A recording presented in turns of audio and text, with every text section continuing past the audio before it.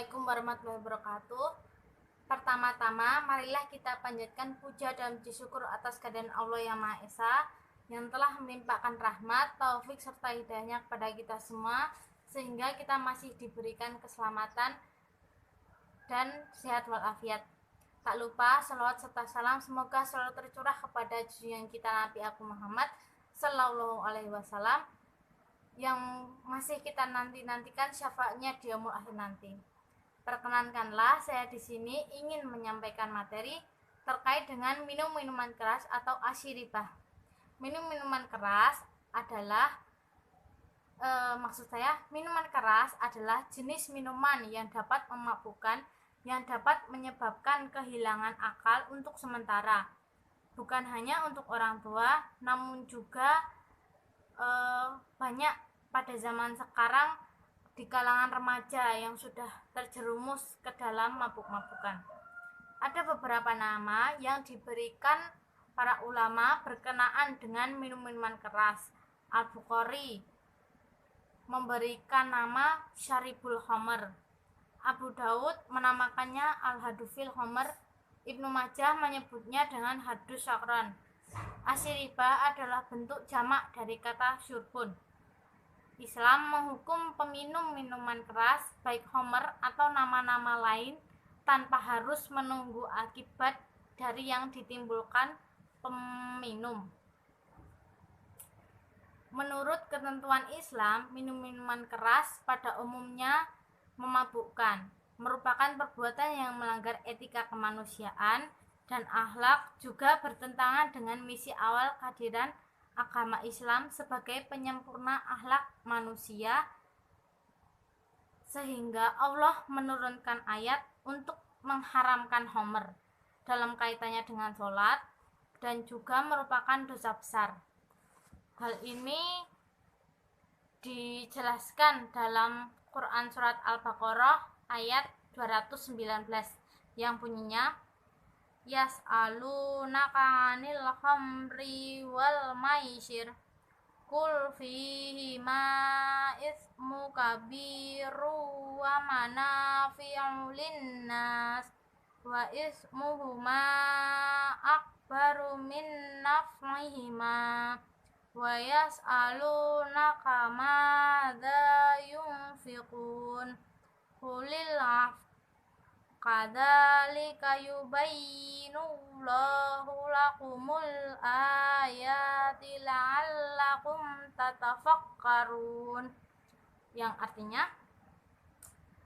mereka yang menanyakan kepadamu Muhammad tentang khamr dan judi, katakanlah pada keduanya terdapat dosa besar dan beberapa manfaat bagi manusia, tetapi dosanya lebih besar daripada manfaatnya.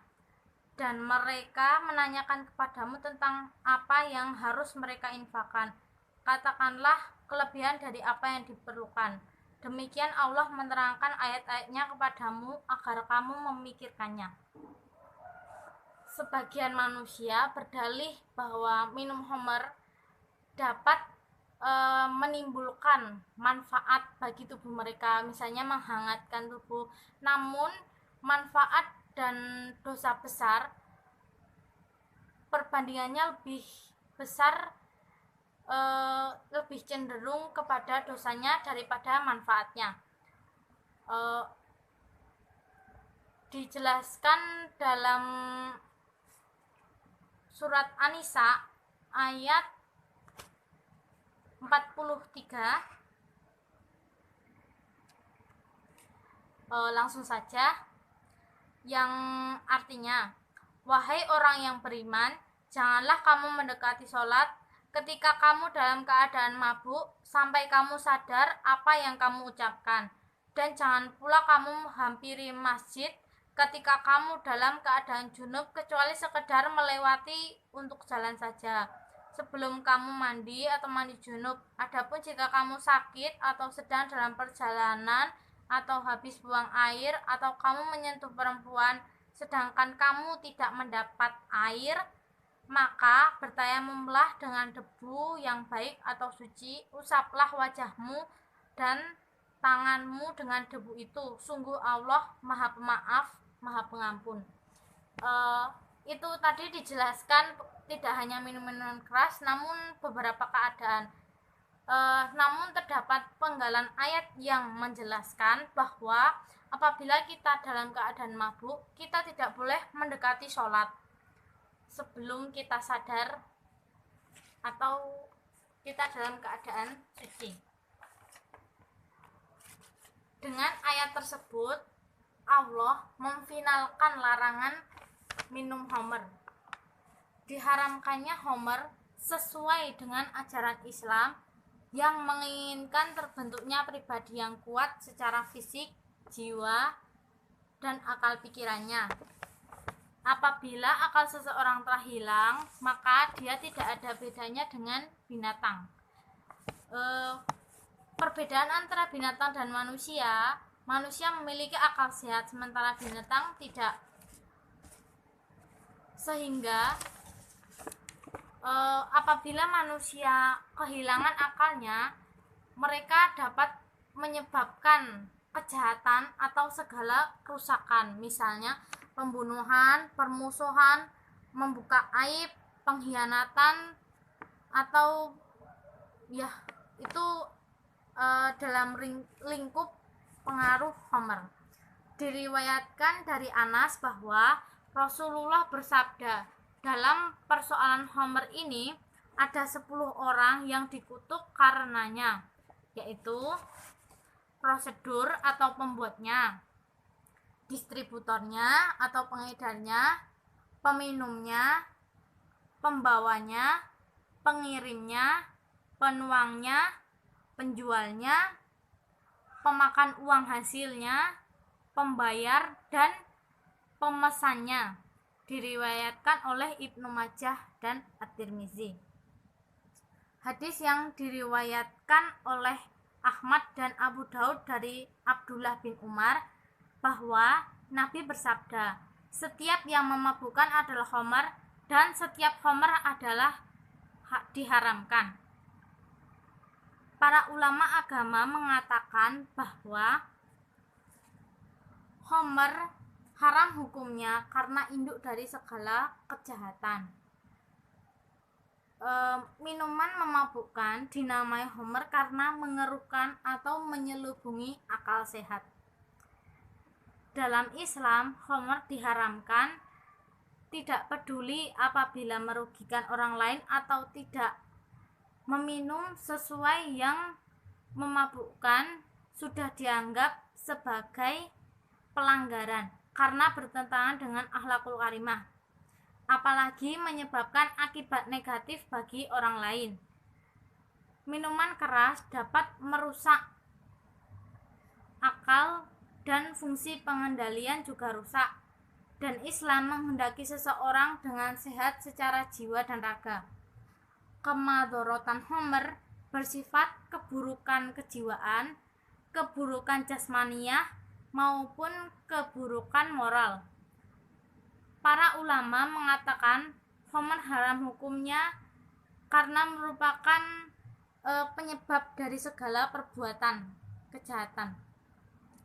Ahli kedokteran mengatakan bahwa khamr merupakan bahaya besar yang mengancam kehidupan manusia. Bukan karena efek-efeknya yang fatal, khamr akan menimbulkan bahaya yang tidak kecil, artinya yaitu penyakit paru-paru, gangguan liver, dan juga melemahkan daya imunitas terhadap serangan penyakit lain, dan juga berpengaruh terhadap seluruh organ tubuh serta dapat melemahkan syaraf. Oleh karena itu, khamr merupakan faktor terpenting yang menyebabkan kegilaan, kesengsaraan, dan perbuatan kriminal. Khamr merupakan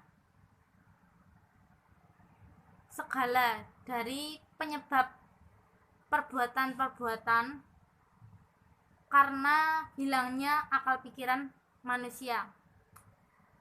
Pakar moral mengatakan bahwa manusia memiliki sifat-sifat terpuji, terhormat, berwibawa, mulia, dan bersemangat tinggi, sehingga harus menjauhkan diri dari hal-hal yang dapat menghilangkan sifat terpuji dari manusia. Ada cerita bahwa Abu Musa pernah diutus oleh Rasulullah ke Yaman bersama Mu'az bin Jabal. Kami mengatakan kepada Rasulullah bahwa di sana, di Yaman, terdapat 2 jenis minuman yang dibuat dari biji jelai dan gandum. Minuman itu disebut mazr dan bit. Oleh karena itu, minuman apa yang kami minum, ya Rasulullah? Nabi pun menjawab, minumlah minuman apa saja, tapi jangan kalian berdua mabuk. Hadis ini dikeluarkan oleh At-Tahawi.